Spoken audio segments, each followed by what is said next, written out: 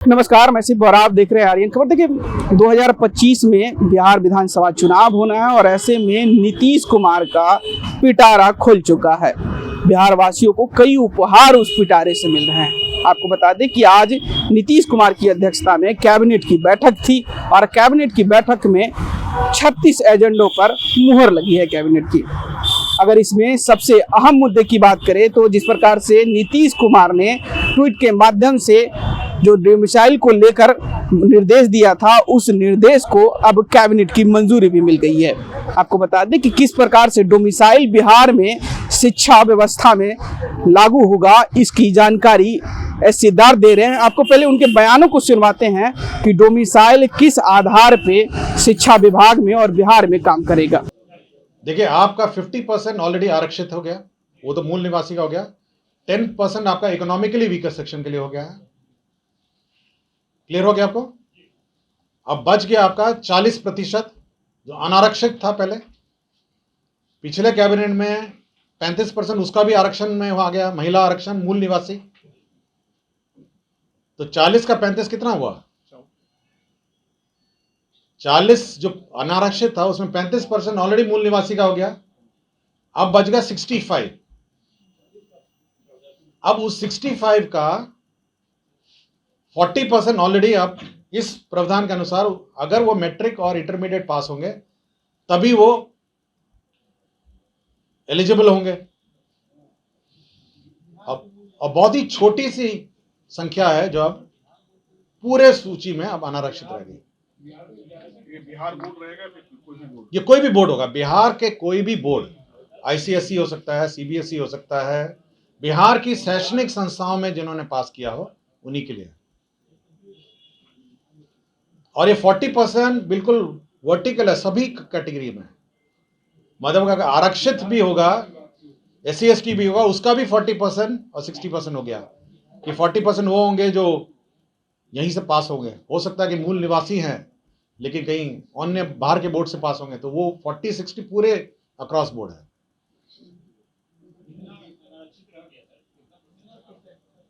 15% रह गया मोटा मोटी। 40% आपका अनारक्षित हुआ। 40% अनारक्षित में 35% ऑलरेडी महिलाओं का आरक्षण हो गया ना, और वो भी मूल निवासी वाला आरक्षण। बच गया 65। अब उस 65 का 40% आपका आरक्षण हो गया।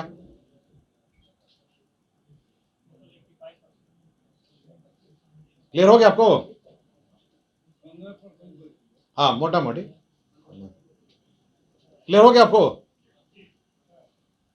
तो मोटा मोटी डोमिसाइल पॉलिसी जो है ओवरऑल लागू हो गई है कि बिहार के मूल निवासियों को ही अब मूल निवासी या फिर जो यहाँ के मैट्रिक और इंटरमीडिएट या परीक्षा जो पास किए हैं, जो भी 10th एंड 12th उनको मिलेगा।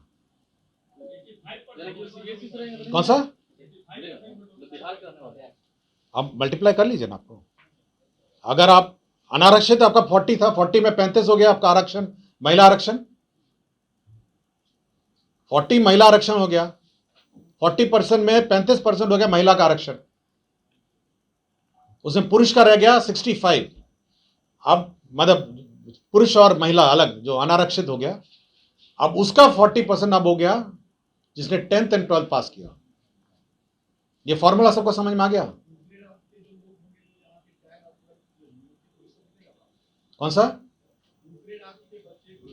हाँ, जो यहां के 12th एंड 12th है, अगर उस कैटेगरी में आएंगे, मतलब वो नॉन, मतलब उस स्मॉल कैटेगरी, वो तो बहुत स्मॉल कैटेगरी है। उनका कहना है यदि दूसरे राज्य के बच्चे यहाँ के बोर्ड से 10th और 12th के, हाँ, जो यहाँ पे पढ़ते होंगे ऑब्वियसली यहाँ के निवासी हो ना, मोटा मोटी यहीं के निवासी हो ना। अगर उसने 10th और 12th यहीं पास किया तो इस कैटेगरी में 40% में तो आएगा ही। सर, यदि मूल निवासी है लेकिन matric inter out of state किए हैं दूसरे स्टेट बोर्ड से, तो उनके लिए क्या? उनके लिए ये नहीं होगा ना। उनके लिए तो अगर जैसे आरक्षण है, सपोज को शेड्यूल कास्ट है,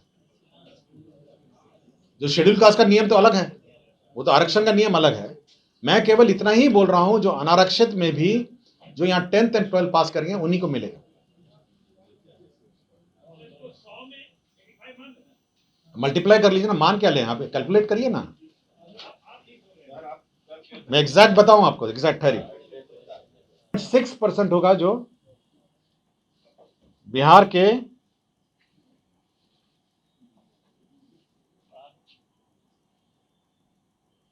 मात्र 15.6 अब बाहर के हो गए बस। क्लियर हो गया? अभी तक कितने थे सर? हाँ, अभी तक कितने थे? अभी तक तो जो दो नियम पास हुआ ना, पिछले बार भी पास हुआ। पहले आपका 60 था, फिर 40% अनारक्षित था, उसमें भी 35% महिला हम लोगों ने कर दिया। उसके बाद जो 65 बचा उतने ही थे, अब उसको भी घटा दिया गया है। अब केवल 15.6 जो पद ऐसे बच गए हैं, और ये दोनों के लिए एलिजिबल है। ये नहीं है कि बिहार के बाहर के हैं। जो बाकी अनारक्षित बच गए 15.6, उसमें सब कंपीट करेंगे, बिहार के निवासी भी कंपीट करेंगे और बिहार के बाहर की भी। मतलब ये नहीं है कि मतलब 15.6 में भी, और मोटा मोटी अगर आप समझ लें कि अगर 10% बाहर के आते होंगे तो 15.6 का भी 10% आप समझ लीजिए, तो 1.5% 2% आपका मतलब बाहर के लोग होंगे और बाकी बिहार के लोग होंगे। मतलब आपका 98%, 95, 98% बिहार के लोग होंगे। क्लियर हो गया आपका? मतलब 15.6 जो है वो टोटल अनारक्षित है। अगर उसमें भी आप 80-10 या 80-20 या 90-10 करेंगे तो मोटा मोटी आपके जो बिहार के जो निवासी हैं उनके लिए मोटा मोटी वो होंगे 98% बिहार के लोग होंगे जो क्वालिफाइड हैं। 2% बाहर का कोई होगा। क्लियर हो गया आपको? स्पष्ट हो गया ना? मतलब 2% होगा। क्लियर हो आपको? अब इसमें कोई डाउट है? मतलब जो टोटल अनारक्षित है वो 15.6 है, जिसमें फिर बिहार के और बाहर के लोग कंपीट करेंगे।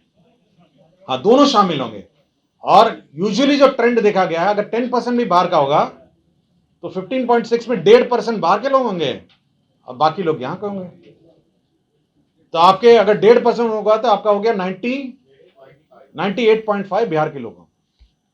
तो आपने साफ तरीके से अपर मुख्य सचिव एस सिद्धार्थ की बातों को सुना होगा। उन्होंने जिस प्रकार की बातें कही है डोमिसाइल को लेकर और शिक्षा विभाग में जिस प्रकार से डोमिसाइल लागू किया जा रहा है, इससे कई सवाल खड़े हो रहे हैं। आपको बता दें कि जिस प्रकार से एस सिद्धार्थ ने कहा कि जो बिहार के जो वासी हैं, मतलब जो मैट्रिक और इंटर किए हैं, चाहे वो बिहार के वासी हो चाहे नहीं हो, उनको भी ये डोमिसाइल का फायदा मिलेगा। और लेकिन वैसे बिहार वासियों को नहीं मिलेगा जो अन्य राज्यों में मैट्रिक इंटर किसी कारणवश अपनी पढ़ाई पूरी किए हैं। लेकिन जो आंकड़ा उन्होंने गिनकर बताया और जो लगभग के आंकड़े उन्होंने दिए, उस आंकड़ों से यही साबित होता है कि लगभग जिस प्रकार से वो कहते हुए नजर आ रहा है कि 98.5% डोमिसाइल बिहार की शिक्षा व्यवस्था में अब लागू हो जाएगा। जो भी वैकेंसियां आएगी शिक्षा व्यवस्था में, अब बिहार के वासी ही उसका फायदा उठा पाएंगे। अब देखना होगा कि आने वाले दिनों में जनता और नेता किस तरीके से इस डोमिसाइल की नीति को समझते हैं और जनता को समझाते हैं। बने रहिएगा आर्यन खबर के साथ। अभी के लिए बहुत बहुत शुक्रिया।